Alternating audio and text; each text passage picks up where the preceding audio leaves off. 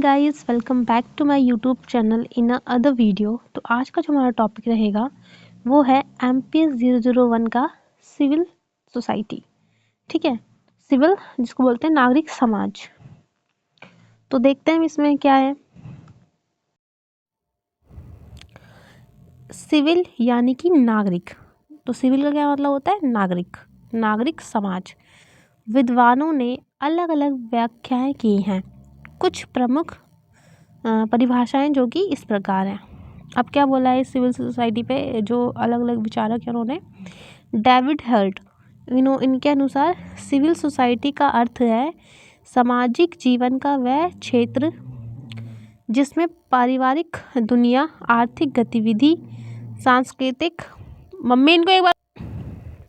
तो क्या है ये?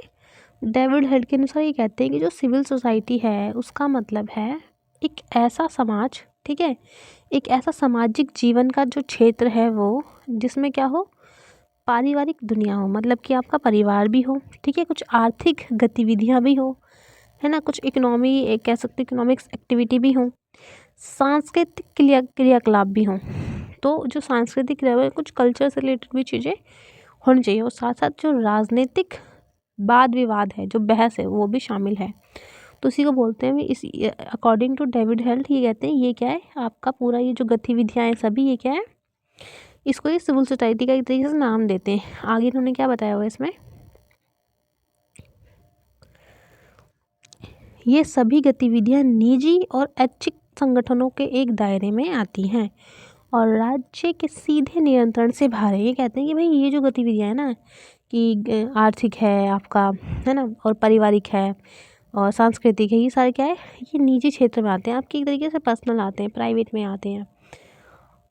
और राज्य का जो नियंत्रण है इससे क्या है, बाहर है। राज्य इन चीज़ों पर नियंत्रण नहीं कर सकता कि हाँ आपको पर्टिकुलर यही काम करना है ना, आपको हम इतनी सैलरी देंगे, ऐसा नहीं है। जो हमें अच्छा लगता है हम वो काम करते हैं। आसान शब्दों में कहें, आसान शब्दों में जब हम ये कहते हैं ना कि देश के सिविल संगठनों को बढ़ावा देना चाहिए, तो उससे हमारा अभिप्राय यह होता है कि पारिवारिक जीवन, मजदूर संघों, व्यावसायिक समुदायों, सांस्कृतिक संगठनों, शिक्षा, मजहब और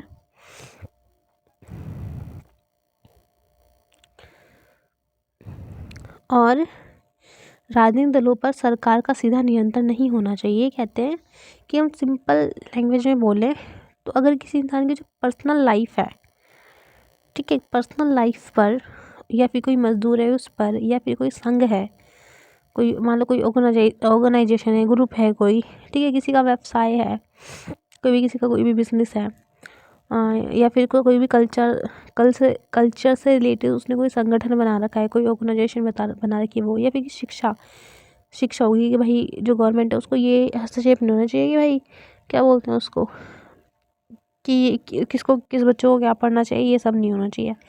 मजहब मतलब धर्म और राजनीतिक दलों पर सरकार का सीधा नियंत्रण नहीं होना चाहिए। बोल रखा है कि जो ये जो सारी चीज़ें ना इन सब पे सरकार का नियंत्रण नहीं होना चाहिए। किसको क्या करना है वो सब अपना देख लेंगे। आई माइकलेन और ए माइकलेन के अनुसार, अब बता रखा है आई माइकलेन और ए माइकलेन के अनुसार, ये क्या बोलते हैं सिविल सोसाइटी किस प्रकार की है?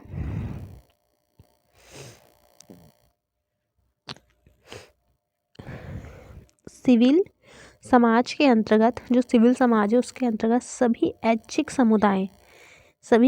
समुदाय, व्यवसाय, फार्म और कंपनियां शामिल हैं। ये कहते हैं कि जो भी सिविल समाज है, जो सिविल सोसाइटी है, उसमें कौन कौन शामिल है, ये सब शामिल है। ऐच्छिक समाज, व्यवसाय, बिजनेस मैन, जिनके फार्म है वो भी, कंपनियां, सब कुछ शामिल है। सभी ऐच्छिक समुदाय, राजनीतिक दलों, मजदूरों, संघों एवं व्यावसायिक निकायों का अपना एक स्वतंत्र अस्तित्व। अब सभी गैर सरकारी संगठन, मतलब जो एनजीओ है, एक बड़ी संख्या में देखने को मिलता है। मतलब ये जो सारी चीज़ें हैं ना, अब एनजीओ मान लो, एनजीओ तो खुद ही का सरकार का नियंत्रण थोड़ा ना होता है एनजीओ पे, तो ये चीज़ है। इसके बाद क्या बता रखा है इसमें कि इन्हें ना सरकार से, मतलब सरकार को कोई इसमें हस्तक्षेप नहीं होनी चाहिए, इन लोगों को आज़ादी मिलनी चाहिए, तो वो एक सिविल समाज होगा। फिर आता है राज्य बनाम नागरिक। राज्य समाज से अधिक महत्वपूर्ण संस्था है। ये कहते हैं कि जो स्टेट है ना वो राज्य से ऊपर है, महत्वपूर्ण सबसे ज़्यादा कौन है, स्टेट है। राजनीतिक विज्ञान में राज्य की अवधारणा प्रमुख स्थान रखती है। ये कहते हैं कि अगर पॉलिटिकल के क्षेत्र में हम देखें, पॉलिटिकल साइंस के अगर हम एक कॉन्सेप्ट में देखें तो भाई जो स्टेट है वो बहुत ज़्यादा महत्वपूर्ण रहता है, उसका महत्व रहता है किसके क्षेत्र में, पॉलिटिक्स में। राजनीतिक विज्ञान मतलब कि जो पॉलिटिकल साइंस है उसमें राज्य का विज्ञान है। अच्छा, जो पॉलिटिकल साइंस है जिसको हम कहते हैं राजनीतिक विज्ञान, वो किसका है, राजनीति हम किस पे करेंगे अगर स्टेट ही नहीं होगा। तो कहते हैं कि जो पॉलिटिकल साइंस है वो क्या है, राज्य का ही अध्ययन है, उसी का विज्ञान है। राज्य के बारे में हम सारी जो चीज़ें वो करते हैं, जानकारी इकट्ठा करते हैं, अध्ययन करते हैं राज्य स्टेट के ऊपर। मनुष्य के व्यक्तित्व का संपूर्ण विकास राज्य में ही होता है। वो कहते हैं कि भाई जो एक इंसान है, जो एक ह्यूमन है, उसका जो विकास है ना सारा, वो किस में होता है, राज्य में ही होता है। तथा वह अपने अधिकारों का प्रयोग कर राज्य में रहकर ही सही तरीके से प्रकट कर सकता है। वो कहते हैं कि भाई राज्य में रहकर ही उसके जितने भी अधिकार हैं वो क्या कर सकता है, अपना फिर उसको विकास कर सकता है। नेक्स्ट है हमारा अतः नागरिक समाज अत्यंत प्राचीन है।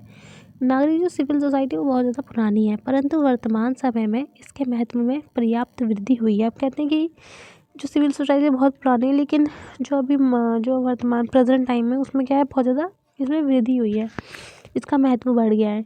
सिविल समाज लोकतंत्र, नागरिक अधिकार, नागरिकों की भागीदारी पर आधारित है। बता रखा है कि जो लोकतंत्र है, डेमोक्रेसी, वहाँ पे क्या है, वहाँ पे नागरिक के अधिकार है, मतलब नागरिक क्या है इसके अंदर बेस्ड है, ठीक है, नागरिक की भागीदारी ज़्यादा है।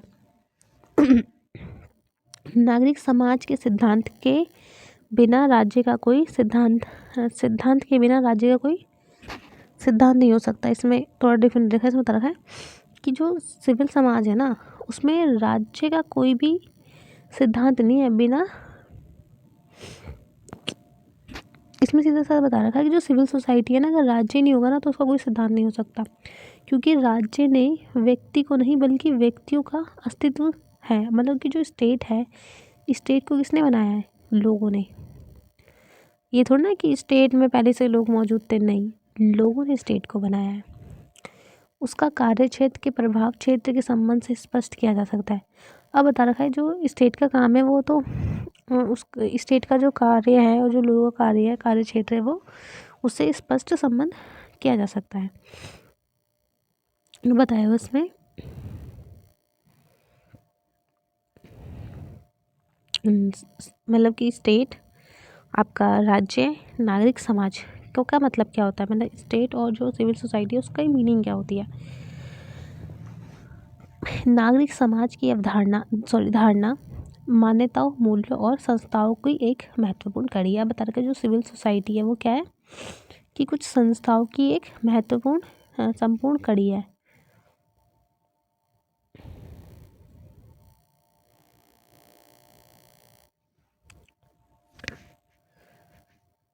यह सामाजिक क्षेत्रों से मिलकर बनी रहती है। नागरिक समाज में परिवार के बाहर की वह सभी संस्थाएं आती हैं जिन्हें व्यक्ति अपने हितों की रक्षा व विकास करने हेतु उद्देश्य बनाता है। अब कहते हैं कि जो सामाजिक जो क्षेत्र है वो, मतलब ये जो सिविल सोसाइटी है वो किससे बनी है, सामाजिक क्षेत्रों से मिलकर बनी है। जो नागरिकों, जैसे कि जो नागरिक समाज है उसके जो परिवार से बाहर जो चीज़ें आती हैं, जो सभी संस्थाएं आती हैं, वो व्यक्ति के हित के लिए ही आती हैं, उनके रक्षा करती हैं, उनके विकास के लिए आती हैं, उनका एक तरीके से उद्देश्य बनाती हैं। एंड देन इसमें सभी संस्थाएं, विशेषकर जो स्वयंसेवी संगठन होते हैं वो क्या होते हैं, उसमें सामाजिक आंदोलन, सार्वजनिक संचार आदि के रूप सम्मिलित हैं। नेक्स्ट इसमें क्या बताया हुआ है वो देखते हैं। राज्य नागरिक समाज की विशेषताएं कि जो स्टेट है और जो सिविल सोसाइटी उसकी विशेषता क्या क्या होती हैं।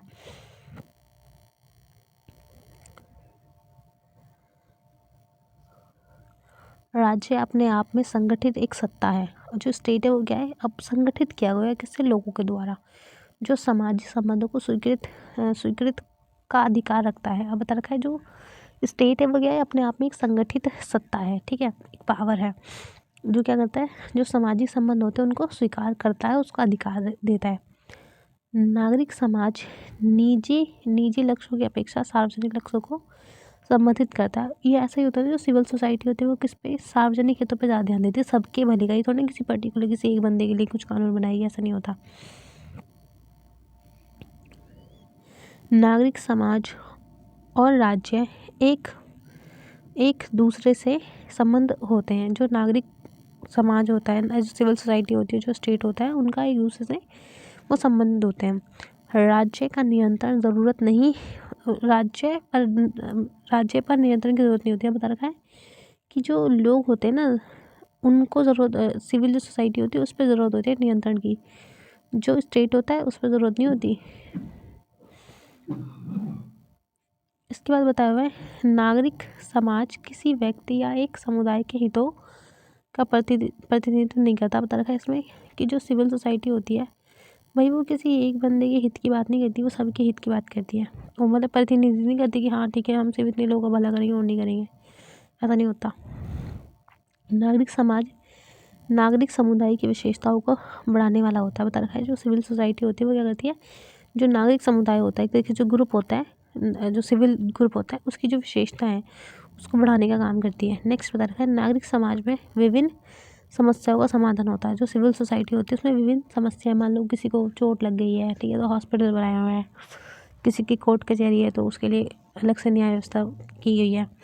नागरिक समाज में विभिन्न नागरिक समुदाय जैसे धर्म, जाति, एनजीओ आदि के लोगों का विकास होता है। जो सिविल सोसाइटी होती है उसमें क्या होता है, अलग अलग धर्म जाति के लोग, उनका विकास होता है। बस ये क्वेश्चन इतना ही है और ये क्वेश्चन यहाँ पे ख़त्म होता है। इसका जो नेक्स्ट क्वेश्चन रहेगा, आप इसमें एंड में निष्कर्ष लिख देना। इसका जो नेक्स्ट क्वेश्चन रहेगा वो रहेगा आपका कल्याणकारी राज्य का औचित्य, जो कि हम अगली वीडियो में इसको हम कंटिन्यू करेंगे।